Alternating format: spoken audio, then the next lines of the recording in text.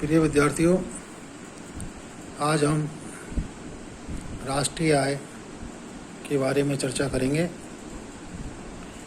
परीक्षा के दृष्टिकोण से यह अध्याय भी बहुत ही महत्वपूर्ण है और पिछले यदि आप 10-12 साल के प्रश्न पत्रों को उठा करके देखेंगे तो प्रत्येक वर्ष एक क्वेश्चन परीक्षा में आ रहा है। इस दृष्टिकोण से यह अध्याय भी बहुत ही महत्वपूर्ण है।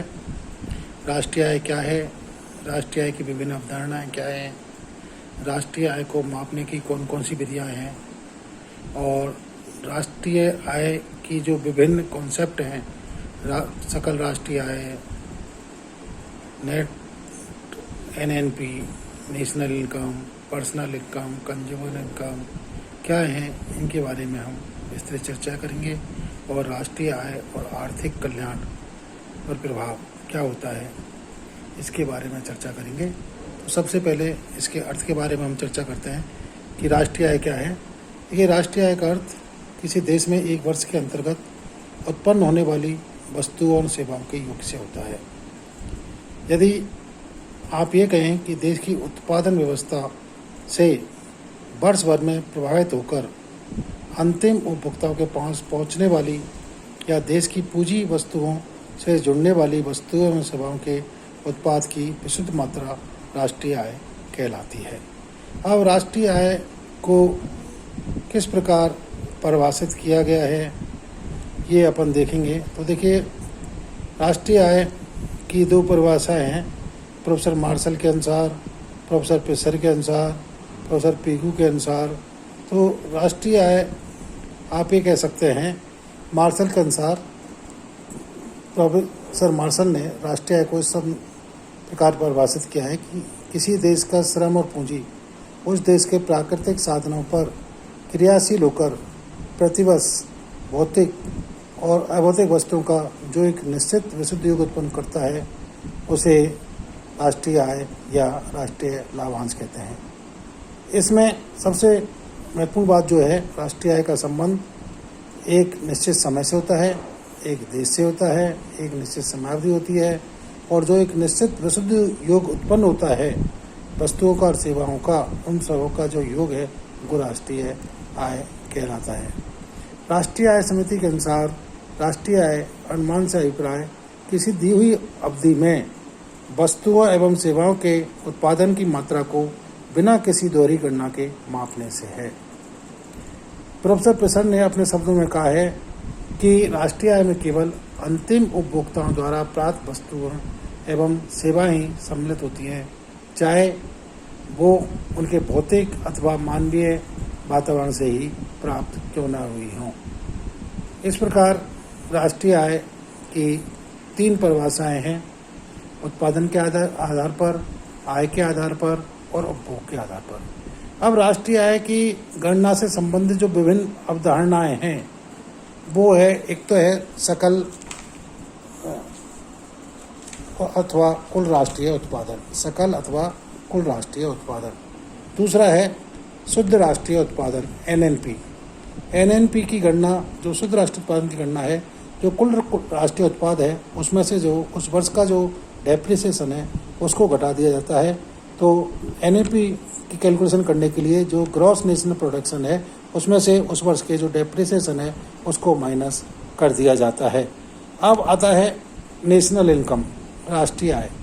राष्ट्रीय आय क्या है? देखिए, जो आप एनएनपी कैलकुलेशन करते हैं, एनएनपी कैलकुलेशन कैसे करते हैं? GNP minus depreciation.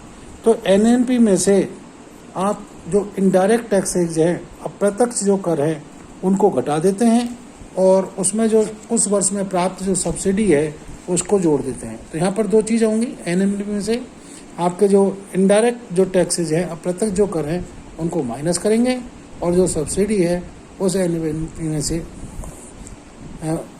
जो एनएनपी में से इनडायरेक्ट टैक्सेज को कम करने के बाद जो सब्सिडी प्राप्त हुई है उसको उसमें जोड़ देते हैं और उसका जो कुल योग होता है वो आपके राष्ट्रीय आय कहलाता है।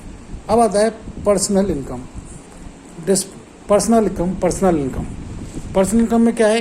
आप नेशनल इनकम, जैसा कि आपको मैंने बताया था कि नेशनल इनकम के लिए क्या होगा, NNP minus indirect taxes plus subsidy, और इसका जो टोटल नेट आएगा वो आएगा नेशनल इनकम। अब नेशनल इनकम में से आप माइनस करेंगे कॉर्पोरेट टैक्स, और क्या माइनस करेंगे, undistributed business profits minus social security contribution plus deferred transfer payments. इस प्रकार आपके व्यक्तिगत आय आएगी।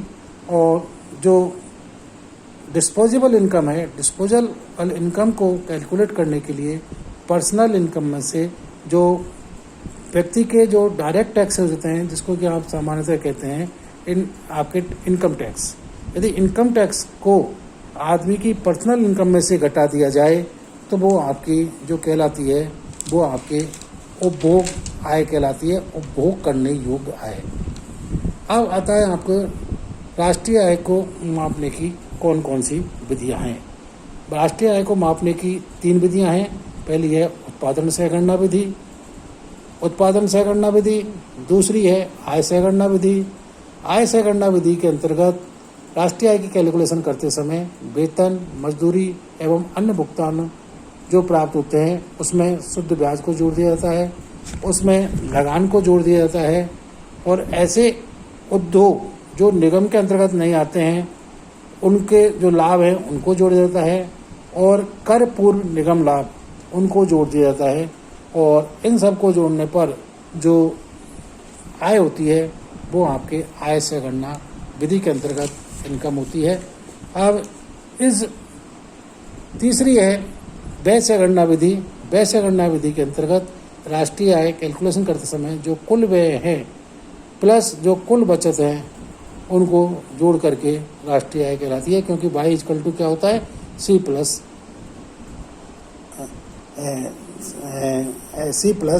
आपके कह दो सेविंग्स और कंजम्पशन, C+S। सी का मतलब यहाँ आपके कंजम्पशन से है, एक्सपेंसेस से है, और एस का मतलब आपके यहाँ पर जो है कुल बचत सेविंग से है। ये आपके 3 विधियाँ हैं जो कि बहुत ही इम्पोर्टेंट हैं। उत्पादन सह गणना विधि, उत्पादन सह गणना के आधार पर राष्ट्रीय आय की गणना किस प्रकार की जाती है, राष्ट्रीय आय की गणना करने में कौन कौन सी कठिनाइयाँ आती हैं, उसी प्रकार आय सह गणना विधि के अंतर्गत किस प्रकार से राष्ट्रीय आय की गणना की जाती है और उसमें क्या क्या कमियां रहती हैं। और तीसरी है आपके उपभोग के आधार पर। ये 3 हैं। प्रोफेसर मार्शल की जो विधि है उत्पादन सह गणना विधि है, प्रोफेसर पीगू की है वो आय सह गणना विधि है, और प्रोफेसर प्रेसर द्वारा जो प्रतिपादित की गई है वो आपके व्यय सह गणना विधि है। Thank you.